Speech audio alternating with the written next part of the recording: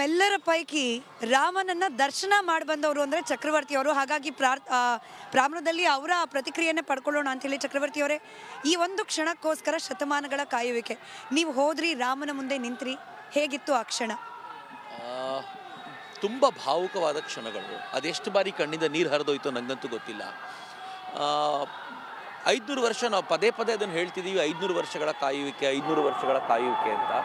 ನಾನು ಬಂದು ದಿನದಿಂದ ಹೇಳ್ತಿದ್ದೀನಿ, ಇದು ಬರೀ ಒಂದು ಮಂದಿರವಾಗಿ ನಮ್ಮ ಕಣ್ಣು ಮುಂದೆ ನಿಂತ್ಕೊಂಡು ನಮಗೊಂದು ಭಾವನೆಯನ್ನು ಜಾಗೃತಗೊಳಿಸಿದ್ದಲ್ಲ, ಆದರೆ ಕಳೆದು ಹೋಗಿದ್ದಂಥ ಒಂದು ಆತ್ಮಾಭಿಮಾನವನ್ನು ಜಾಗೃತಗೊಳಿಸಿದೆ, ನಮ್ಮ ಸ್ವಾಭಿಮಾನಕ್ಕೆ ಹೊಸ ಸ್ವರೂಪವನ್ನು ಕೊಟ್ಟಿದೆ. ಇವತ್ತು ಈ ದೇಶದ ಪ್ರಧಾನಿ ಹೇಳಿದ್ರಲ್ಲ, ರಾಮ ಅನ್ನೋನು ಈ ದೇಶದ ಎಷ್ಟು ವ್ಯಾಪಕವಾಗಿದ್ದಾನೆ ಅಂತಂದರೆ ಅವನೇ ಪ್ರವಾಹ, ಅವನೇ ಪ್ರಗತಿ, ಅವನೇ ಈ ದೇಶದ ಸರ್ವಸ್ವ, ಅವನಿ ದೇಶದ ಆತ್ಮ, ಅವನಿ ದೇಶದ ಎಲ್ಲವೂ ಆಗಿದ್ದಾನೆ ಅಂತ ಈ ದೇಶದ ಪ್ರಧಾನಿಗಳು ಹೇಳಿದರು. ಅದೊಂದು ಸ್ವರೂಪವಾಗಿ ಇವತ್ತು ಕಾಣ್ತಾ ಇತ್ತು. ಏನು ನಾನೊಬ್ಬನೇ ಅಂತಲ್ಲ, ನನ್ನ ಜೊತೆ ಇದ್ದಂಥ ಎಲ್ಲರೂ ಬೇರೆ ಬೇರೆ ರಾಜ್ಯಗಳಿಂದ ಬಂದವರಿದ್ದರು. ಎಲ್ಲರೂ ಸಂಭ್ರಮಿಸ್ತಾ ಇದ್ದ ರೀತಿಯನ್ನು ನೋಡಿದರೆ, ಎಲ್ಲರೂ ಭಾವುಕರಾಗಿ ಕಣ್ಣೀರು ಸುರಿಸ್ತಾ ಇದ್ದದನ್ನು ನೋಡಿದರೆ ಎಷ್ಟು ಮಡುಗಟ್ಟಿತ್ತು. ಇದೊಂದು ದುಃಖ ಅಲ್ಲ, ಆದರೆ ಇದು ಹೇಗೆ ಅಂತ ಎಕ್ಸ್ಪ್ಲೈನ್ ಮಾಡ್ಲಿಕ್ಕೆ ಬರಲ್ಲ. ಆ ಥರದೊಂದು ಭಾವನೆ ಎಲ್ಲರಲ್ಲೂ ಮಡುಗಟ್ಟಿತ್ತು ಅಂತ ನನಗಂತೂ ಅನಿಸುತ್ತೆ. ನಾನಂತೂ ಪ್ರತಿ ಕ್ಷಣವೂ ಕೂಡ ಇದನ್ನು ಅನುಭವಿಸಿದೆ, ಆನಂದಿಸಿದೆ, ಮತ್ತು ಪ್ರತಿಯೊಬ್ಬರು ಇದನ್ನು ಆನಂದಿಸುವಂತಾಗಲಿ ಅಂತ ಆಶಿಸ್ತೀನಿ ಅಷ್ಟೇ. ನಮ್ಮ ಊರಿನ ಮಣ್ಣಿನಲ್ಲಿ ಸಿಕ್ಕ ಶಿಲೆ, ಅದರಲ್ಲಿ ಅರಳಿರುವ ಶ್ರೀರಾಮ, ನಾವೆಲ್ಲರೂ ಕೂಡ ಆತನನ್ನು ಫೋಟೋದಲ್ಲಿ, ವಿಡಿಯೋದಲ್ಲಿ ಗಮನಿಸಿದ್ವಿ. ನೀವು ಅದನ್ನು ಕಣ್ಣಾರೆ ಕಂಡಿದ್ದೀರಿ.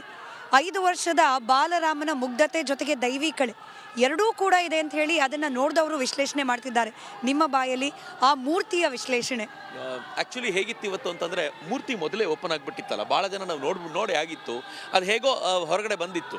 ಆದರೆ ಇವತ್ತು ಆ ಮೂರ್ತಿಯನ್ನು ನೋಡಲಿಕ್ಕೆ ಅಂತ ನುಗ್ಗಲಿತ್ತು. ಎಷ್ಟು ವ್ಯವಸ್ಥಿತವಾಗಿ ಆ ಮಂದಿರದ ಒಳಗೆ ಹೋಗೋವರೆಗೂ ತುಂಬ ವ್ಯವಸ್ಥಿತವಾಗಿತ್ತು. ಅದಾದ ನಂತರ ಹೇಗಾಯಿತು ಅಂತಂದರೆ, ಎಲ್ಲರೂ ಏಕಕಾಲಕ್ಕೆ ಆ ರಾಮ್ಲಲ್ಲಾನ ದರ್ಶನ ಪಡ್ಕೋಬೇಕು ಅಂತ ಧಾವಿಸಿದ ರೀತಿ ಇತ್ತಲ್ಲ, ಎಷ್ಟೋ ಕ್ಷಣಗಳಲ್ಲಿ ಅನಿಸಿತ್ತು ವಾಪಸ್ ಹೋಗ್ಬಿಡೋಣ, ಇಲ್ಲಿ ನಮ್ಮ ದರ್ಶನ ಸಿಗೋದಿಲ್ಲ ಅಂತ.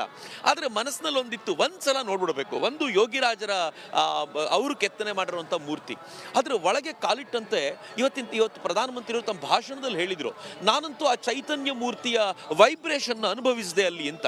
ನನಗನ್ನಿಸ್ತು ಆ ವೈಬ್ರೇಷನ್ ಡೆಫಿನೆಟ್ಲಿ ಆ ಮೂರ್ತಿಯಲ್ಲಿದೆ. ಆ ಮೂರ್ತಿಯನ್ನು ಕೆತ್ತುವಾಗ ಯೋಗಿರಾಜರು ಹೇಗೆ ಭಾವುಕರಾಗಿ ಕೆತ್ತಿದ್ದಾರೋ, ಅದನ್ನು ಪ್ರಾಣ ಪ್ರತಿಷ್ಠೆ ಮಾಡುವಾಗ ಅರ್ಚಕರು ಸೇರಿ ಈ ದೇಶದ ಪ್ರಧಾನಮಂತ್ರಿ 11 ದಿನಗಳ ಕಾಲ ವ್ಯವಸ್ಥಿತವಾಗಿರುವಂಥ ಒಂದು ಏನು ತಾವು ಅನುಷ್ಠಾನವನ್ನು ಮಾಡಿದ್ದಾರೋ, ಅದರ ಮುಂದುವರಿದ ಭಾಗವಾಗಿ ಇವತ್ತು ಆ ಮೂರ್ತಿಯನ್ನು ನೋಡುವಾಗ ಡೆಫಿನೆಟ್ಲಿ ಒಂದು ವೈಬ್ರೇಷನ್ಸ್ ಫೀಲ್ ಆಗುತ್ತೆ. ಅಲ್ಲಿಗೆ ಹೋಗಿ ಅದನ್ನು ನಮಸ್ಕಾರ ಮಾಡುವಾಗ ನಿಜವಾಗ್ಲೂ ಒಂದು ಅದ್ಭುತ ಅಂತ ಅನ್ಸುತ್ತೆ. ಅದು ಮತ್ತು ಆ ಮೂರ್ತಿ ನಾವು ಇದುವರೆಗೂ ನೋಡಿದ ಯಾವ ಮೂರ್ತಿ ಅಂತೂ ಇಲ್ಲ. ನಾನು ಇಷ್ಟಂತೂ ಹೇಳಬಲ್ಲೆ, ಇದುವರೆಗೂ ರಾಮನನ್ನು ನಾವು ಏನು ನೋಡಿದೆವೋ ಅದು ಯಾವುದೂ ರಾಮ ಅಲ್ಲ, ಅದಕ್ಕಿಂತಲೂ ಒಂದು ಭಿನ್ನವಾಗಿರುವಂಥ ರಾಮ, ಸಾಕ್ಷಾತ್ ಬಾಲರಾಮ ಅಲ್ಲಿ ನಿಂತ್ಕೊಂಡು ನಮಗೆಲ್ಲ ದರ್ಶನ ಕೊಡುವಂತೆ ಕಾಣ್ತಾನೆ ಅಂತ. ಇನ್ನು ಗೋಪಾಲ್ ಮಹಾರಾಜ್, ಸಾಕ್ಷಾತ್ ಬಾಲರಾಮ ಕಾಣ್ತಾನೆ. ಇನ್ನು ಮಹಾರಾಜರಿದ್ದಾರೆ, ಸೇವಾಲಾಲ್ ನಂದಲಾಲ್ ಪೀಠ ಬಿಜಾಪುರ. ನಿಮಗೆ ಏನನ್ನಿಸ್ತು? ಒಂದು ರಾಮ ಮಂದಿರ ಆಗ್ತಾ ಇದೆ, ಯಾಕಂದರೆ ಸೇವಾಲಾಲ್ ನಂದಲಾಲ್ ಅದೊಂದು ವಿಭಿನ್ನವಾಗಿ ತಮ್ಮ ಕೆಲಸ ಕಾರ್ಯಗಳನ್ನು ಹಿಂದೂ ಧರ್ಮದಲ್ಲಿ ಮಾಡ್ತಾ ಹೋಗುತ್ತೆ.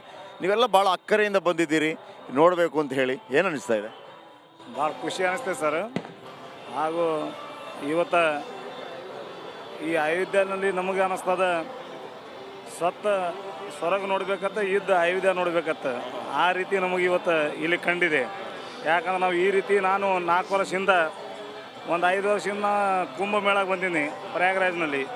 ಆವಾಗ ಬಂದಾಗ ಇಲ್ಲಿ ಗಲ್ಲಿಗಳು ಅವು ಇವು ಏನು ಇದ್ದಿದ್ದಿಲ್ಲ. ಆವಾಗ ರಾಮನ ಮೂರ್ತಿ ಗೀರ್ತಿ ನೋಡಿನಿ ನಾನು. ಆವಾಗ ಏನು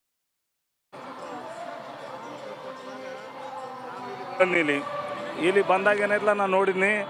ಅಲ್ಲಿನೂ ನನ್ನ ಕನಸಿನಾಗ್ರೆ ಇದ್ದಿದ್ದಿಲ್ಲ ಈ ರೀತಿ ನಮಗೆ ಕೊಡ್ತಾರೆ ಅನ್ನೋದು. ಆದರೆ ನಾವು ಬಂಜಾರ ಸಮಾಜದವರು ಸನಾತನ ಧರ್ಮದ ಒಂದು ಅಂಗವಾಗಿ ನಾವು ಯಾವಾಗಲೂ ಕ್ಷತ್ರಿಯರು. ನಾವು ಮೂಲತಃ ರಾಜಸ್ಥಾನದವರು. ನಮ್ದು ಏನಪ್ಪ ಅಂದ್ರೆ ಮಹಾರಾಣಾ ಪ್ರತಾಪ್ ಸಿಂಗ್ ಹಿಡ್ಕೊಂಡು ಕೇಸಿ ಎಲ್ಲ ನಮ್ಮ ಕ್ಷತ್ರಿಯರು. ಆ ರೀತಿ ನಾವು ಶ್ರೀರಾಮನ ಪೂಜೆ ಕೂಡ ನಾವು ಮಾಡ್ತೀವಿ ಯಾವಾಗಲೂ.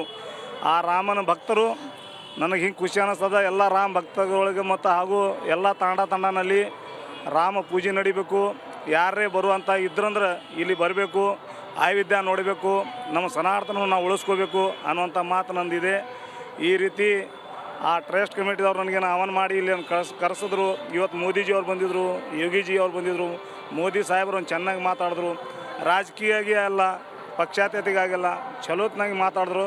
ಸಮತ್ವವಾಗಿ ನಾವು ಹ್ಯಾಂಗೆ ಇರಬೇಕು, ಹ್ಯಾಂಗೆ ಬೆಳಿಬೇಕು, ಸಮಾಜ ಯಾವ ರೀತಿ ಹೋಗಬೇಕು, ಸಂತ ಸಾಧು ಯಾವ ರೀತಿ ಇರಬೇಕು, ಸಾಧುಗಳ ಕೆಲಸ ಏನು ಮಾಡಬೇಕು ಅನ್ನುವಂಥ ಇವತ್ತು ಚೆನ್ನಾಗಿ ಮಾತಾಡಿದ್ರು.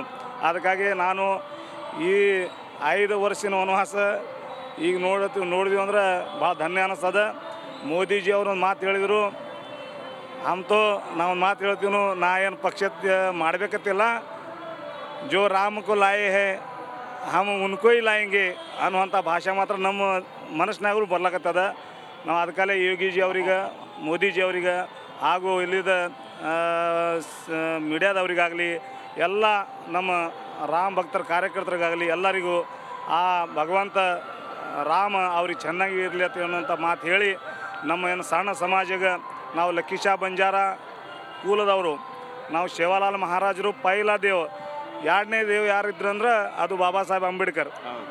ಬಾಬಾ ಸಾಹೇಬ್ ಅಂಬೇಡ್ಕರ್ ಸಂವಿಧಾನದಲ್ಲಿ ನಾವು SC ಕಾಸ್ಟ್ನಲ್ಲಿದ್ದೀವಿ ಕರ್ನಾಟಕದಲ್ಲಿ. ಆ ಒಂದು ಪುಣ್ಯಲ್ಲೇ ನಾವು ಎಲ್ಲ ಮಠ ಮಂದಿರಗಳಿಗೆ ನಾವು ಒಂದು ಸ್ವಲ್ಪ ಏನರೇ ಒಂದು ಅಭಿವೃದ್ಧಿ ತಂದು ಆ ಸಣ್ಣ ಸಮಾಜ ಆಗಿ ಆ ಮಠಗಳನ್ನು ಬೆಳೆಸಿ ಮತಾಂತರ ಏನಾಗಿರ್ತಾರೆ ಗೋವಾದಲ್ಲಿ ಆಗಲಿ ಅನೇಕನಲ್ಲಿ ನಾವು ಮತಾಂತರ ವಾಪಸ್ ವಾಪಸಿ ಮಾಡಿಸಿ ನಾವು. ಮತ್ತು ಕನೇರಿ ಆ್ಯಪ್ಗಳಾಗಲಿ ಮೊನ್ನೆ ನಾ ಅಖಿಲ ಕರ್ನಾಟಕ ಬಂಜಾರ ಧರ್ಮಗಳು ಮಹಾಸಭಾ ಉದ್ಘಾಟನೆ ನನ್ನ ಬಳಿ ಮಾಡಿಸಿ ನಾವು. ಮಾನ್ಯ ನಮ್ಮೆಲ್ಲ ರುದ್ರಪ್ಪ ಲಮಾಣಿ ಸಾಹೇಬರು ಹಾಗೂ ನಮ್ಮೆಲ್ಲ ಸಂಜಯ್ ಬಾಬು ರಾಠೋಡ್ ಆಗಲಿ, ಶಂಕರ್ ಪವಾರ್ ಆಗಲಿ, ಕಿಶನ್ ರಾಠೋಡ್ ಆಗಲಿ ಎಲ್ಲರೂ ಬಂದಿದ್ರು. ಉಮೇಶ್ ಅಣ್ಣವರು ಎಲ್ಲರೂ ಬಂದು ಶೋಭೆಯನ್ನು ತಂದರು ತೋರ್ಯಾಗ. ನಾನು ಮೂಲತ್ ಬಿಜಾಪುರದವ. ನಿಮ್ದು ಏನು ಈ ಚಾನೆಲ್ದಿಂದ ನಮ್ಗೆ ಇದು ಮಾಡಿದ್ರಿ, ಇದು ಒಟ್ಟೆ ಧನ್ಯವಾದ. ಪ್ರಕಾಶ್ ಮಹಾರಾಜ್ ಅವರೇ, ಬಂಜಾರ ಸಮುದಾಯ ಅಂತ ಹೇಳಿದಾಗ ಭಾಳ ಹೊರಗಿಡುವಂಥ ಸಮುದಾಯ ಥರ ಆಗೋಗಿತ್ತು. ಅವರು ಕುಡಿದು ಅಲ್ಲಿ ತಾಂಡಾದಲ್ಲಿ ಹಿಂಗೆ ಮಾಡ್ಕೊಂಡಿರ್ತಾರೆ, ಮತ್ತೊಂದಿರ್ತಾರೆ ಅಂತೇಳಿ. ರಾಮ ಮೇಲು ಕೀಳು ಅನ್ನೋದನ್ನು ಯಾವತ್ತೂ ನೋಡಲಿಲ್ಲ, ಅವನ್ನೆಲ್ಲರನ್ನು ಅಪ್ಕೊಂಡಿದ್ದಂಥವ್ನು. ಇವತ್ತು ನೀವೆಲ್ಲ ಬಂದಿರುವಂಥ ಸಂದರ್ಭದಲ್ಲಿ ಹಿಂದೂ ಸಮಾಜಕ್ಕೆ ಹೋಗುವಂಥ ಸಂದೇಶ, ಆಮೇಲೆ ಲಂಬಾಣಿ ಸಮಾಜ ಕೂಡ ಈಗ ಭಾಳ ಮೇಲಕ್ಕೇರ್ತಾ ಇದೆ. ರಾಮನ ಮುಖಾಂತರ ಯಾವ ಕನಸನ್ನು ಕಾಣ್ತಾ ಇದ್ದೀರಿ ಸರ್? ನಾವು ಇಲ್ಲಿ ಅಯೋಧ್ಯೆಗೆ ಬಂದರೆ ಒಂದು ಸ್ವರ್ಗನಲ್ಲಿ ನಾವು ನೋಡ್ತಾ ಇದ್ದೀವಿ. ಈಗ ನಮ್ಮ ಬಿಜಾಪುರ ಲಮಾಣಿ ಸಮಾಜದವರು ಅಂದ್ರೆ ಭಾಳ ಕೀಲತನ ನೋಡ್ತಿದ್ರು. ನಮಗೆ ಒಂದು ಚಿಕ್ಕ ಜಾತಿದವರು ನಾವು, ಒಂದು ನಮಗೆ ಭಾಳ ಈ ಜಗತ್ತು ನೋಡಿದ್ದಿಲ್ಲ ನಾವು. ಆದರೆ ಇಲ್ಲಿ ನಮ್ಮ ರಾಮವರು ನಮಗೆ ಇಲ್ಲಿ ಕರೆಸಿದಂದ್ರೆ ಈ ಒಂದು ಸ್ವರ್ಗದಾಗ ನೋಡ್ದಂಗೆ ಕಾಣತ್ತಿತ್ತು ನಮಗೆ. ಇಂಥ ಸ್ವರ್ಗ ಏನೋ ನಾವು ಹಿಂದಿನ ಕಾಲದಾಗ ಏನೋ ಪುಣ್ಯ ಮಾಡಿರಬೇಕು. ಅಂದ್ರೆ ನಮ್ಮ ತಾಂಡದಲ್ಲಿ ಸಣ್ಣ ಪುಟ್ಟು ಭಕ್ತಾದಿಗಳು ಎಲ್ಲರೂ ಪೂಜೆ ಪದ್ಧತಿ ದೀಪಗಳು ಎಲ್ಲ ಹಚ್ಚಿದ್ದಾರೆ, ಪೂರಾಗಿ ಗ್ರ್ಯಾಂಡಾಗಿ ಮಾಡ್ತಾ ಇದ್ದಾರೆ. ನಾವು ಹೇಳ್ತಾ ಇದ್ವಿ ನಮ್ಮ ಮನದಲ್ಲಿ ರಾಮೇ ಇದೆ. ಯಾಕಂದರೆ ನಮ್ಮ ಬಂಜಾರ ಸಮಾಜದಲ್ಲಿ ನಮ್ಮ ಕೂಲ ದೇವರು ಯಾರು ಇದ್ರೆ ರಾಮು. ಯಾಕಂದರೆ ನಾವು ಎಲ್ಲಿರೋ ಕೂತ್ರೆ ಒಂದು ನಾಯ ಸಣ್ಣ ಪುಟ್ಟು ಮಾಡಿದ್ರೆ ರಾಮ್ ಅಂತೀವಿ ನಾವು. ನಮ್ಮ ಹೃದಯದಲ್ಲಿ ರಾಮ್ ಬನ್ನಿ ರಾಮ್. ಯಾಕಂದರೆ ನಮ್ಮ ಕೂಲ ದೇವತೆ ಆದ್ರೆ ರಾಮೇ. ಅದಕ್ಕೆ ನಾವು ರಾಮಿಗೆ ಭಾಳ ನಂಬ್ತೀವಿ.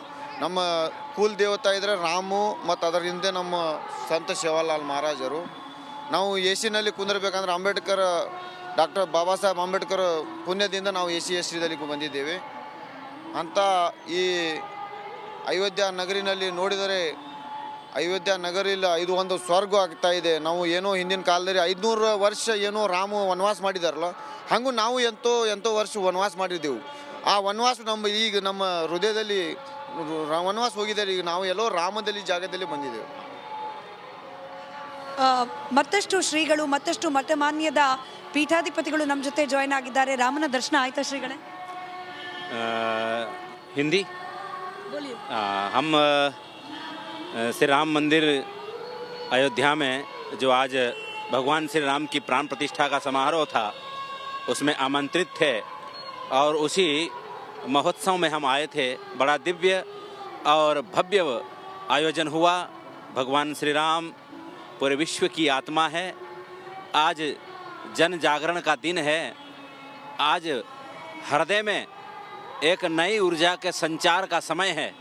नई ऊर्जा का संचार हुआ, नई चेतना का संचार हुआ। आज हमारे जीवन को एक नई दिशा, एक नई चेतना प्रदान हुई। भगवान श्री राम का प्राकट्य हुआ। 500 वर्ष, लगभग 500 वर्ष से हम लोग दास्ता में जी रहे थे। उस दास्ता से मुक्ति हमको मिली और उस मुक्ति का जो दिलाने का जो श्रेय मिला वो माननीय हमारे नरेंद्र मोदी प्रधानमंत्री जी, उनके अथक प्रयासों से ही ये सफलता प्राप्त हुई। सैकड़ों हजारों हमारे बलिदानियों ने बलिदान दिया, श्री राम जन्मभूमि के लिए संघर्ष किया और उस संघर्ष, उनकी वीर गाथाएं, उनका जो संघर्ष, उनका जो सपना था, उसका जो प्रतिफल था, आज वो यहाँ साकार हुआ। पूरी अयोध्या प्रसन्न है, पूरा देश प्रसन्न है।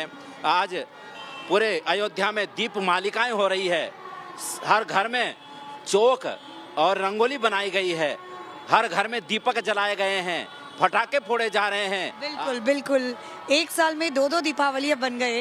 ನೀವು ಹೇಳಿ, ಕನ್ನಡದ ಮಣ್ಣಿನಿಂದ ಬಂದ ಶಿಲೆಯಿಂದ ರಾಮನ ವಿಗ್ರಹವನ್ನು ಕೆತ್ತಲಾಗಿದೆ, ಕನ್ನಡದ ಶಿಲ್ಪಿ ಕೆತ್ತಿರುವ ರಾಮಲಲ್ಲ.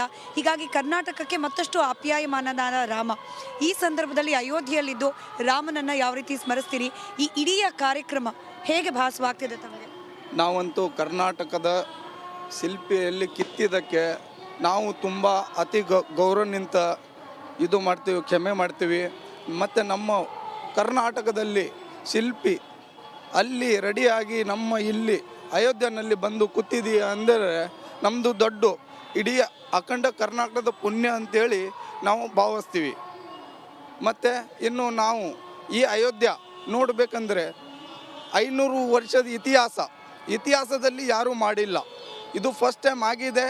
ಇದು ರಾಮ ಅಂದರೆ ಅದು ಸಣ್ಣ ವಿಷಯ ಇಲ್ಲ. ನಮ್ಮದು ಅಖಂಡ ಬಂಜಾರ ಲಂಬಾಣಿ ಜನಗಳು ನಾವು. ಅದರಲ್ಲಿ ಆ ಜನಗಳಿಗೆ ತುಂಬ ಕೀಳು ಜಾತಿ ನಿಂತರೆ ಎಲ್ಲರೂ ನೋಡ್ತಾ ಇದ್ರು. ಇವಾಗ ರಾಮ ಅಂದರೆ ನಮ್ಮ ಜಾತಿ ಒಳಗೆ ಅತಿ ದೊಡ್ಡ ಶಬ್ದ ಇದು. ಈ ಶಬ್ದಕ್ಕೆ ನಾವು ಏನೇ ಮಾತಾಡಿದ್ರು ಬಂಜಾರದವರು ಫಸ್ಟು 4 ಜನ ಕೂತ್ಕೊಂಡಿದ್ರೆ ರಾಮ್ ಅಂತೇಳಿ ಮಾತಾಡ್ತೀವಿ. ಅದನ್ನ ನಿಂತರೆ ಬೇರೆ ಮಾತಾಡಲ್ಲ. ಫಸ್ಟು ಅದೇ ಮಾತು. ಅಯೋಧ್ಯೆ ನೋಡಿದ್ದಕ್ಕೆ ತುಂಬ ಖುಷಿ ಆಗಿದೆ ನಮಗೆ. ಭೀಮ್ ಸಿಂಗ್ ಮಹಾರಾಜರು ಇದ್ದಾರೆ, ಅಂಬಾಭವಾನಿ ದೇವಸ್ಥಾನ ವಿಜಾಪುರ. ಲಂಬಾಣಿಗಳು ಅಂತಂದರೆ ಅವ್ರಿಗೊಂದು ನೆಲೆ ಇಲ್ಲ, ರಾಮನಿಗೊಂದು ನೆಲೆ ಇರಲಿಲ್ಲ. ಲಂಬಾಣಿಗಳು ಅಂತಂದರೆ ಎಲ್ಲೆಲ್ಲೂ ಅಲೆಯವರೇ ಆಗಿದ್ರು. ಅವ್ರಿಗೊಂದು ನೆಲೆ ಇರಲಿಲ್ಲ, ರಾಮನಿಗೊಂದು ನೆಲೆ ಇರಲಿಲ್ಲ. ಇವತ್ತು ರಾಮನಿಗೂ ನೆಲೆಯಾಗಿದೆ, ನಾಳೆ ಲಂಬಾಣಿಗಳಿಗೂ ನೆಲೆ ಆಗಬೇಕು. ಏನಂತೀವಿ? ಅಂದ್ರೆ ನಾನು ಭೀಮಸಿಂಗ್ ಮಹಾರಾಜರ ಅಂಬಾಬಾಯಿ ದೇವಸ್ಥಾನ ಆರಾಧಕರು. ಅಂದ್ರೆ ಬಂಜಾರ ಸಮಾಜರು ಕಾಡಿನಲ್ಲಿ ಇರ್ತಿದ್ರು. ಮೊದಲ ಗುಡ್ಡದಾಗ ಅಲ್ಲಿ ಇಲ್ಲಿ ಕೆಲಸ ಮಾಡಿಕೊಟ್ಟು ಇರ್ತಿದ್ರು. ರಾಮನು ಹಾಗೆ ಆ ಕಾಡಿನಾಗೆ ಇದ್ದುಕೊಂಡು ಎಲ್ಲ ಬಾಳೆ ಮಾಡಿಕೊಂಡು ತಿಂದರು. ಪುಣ್ಯ ಜನ್ಮಕ್ಕೆ ಯಾವುದು ದೋಷ ಬಂದು ಇವೆಲ್ಲ ಬೇರೆ ಆಗಿ ಇಲ್ಲ ದಿನಗಳನ್ನಾಗಿ ಇವೆಲ್ಲ ಸಮಸ್ಯೆ ಬಂದು ಇವು ಲಂಬಾಣಿ ಸಮಾಜದಾಗ ಯಾವುದು ದಿಶಾ ಮಾಡಿದ್ರೆ, ಯಾವುದು ಸಣ್ಣ ಪುಟ್ಟ ದಂಧ ಮಾಡಿದ್ರೆ ಯಾವುದು ಮಾತ್ರ ರಾಮ್ ಅಂತ ಹೇಳ್ತಾರೆ. ರಾಮ್ನಾಗ ಭಾಳ ದೊಡ್ಡ ಶಕ್ತಿ. ಸಣ್ಣ ದೊಡ್ಡ ಇಟ್ಕೊಂಡು ಆ ರಾಮ್ ಅಂತ ಯಾರು ಹೇಳ್ತಾರೋ ಅವರು ಹುಚ್ಚ. ಅಂದ್ರೆ ಅದು ತಲೆಯಾಗ ಬಂದುಬಿಡ್ತೈತೆ. ರಾಮ ಅಂದ್ರೆ ತಲೆಯಾಗ ಬಂದು ರಾಮ್ ಅನ್ಕೋತೆ ತಿರ್ಗಾಡ್ಬೇಕಂತ ಅನ್ನಿಸ್ತದೆ.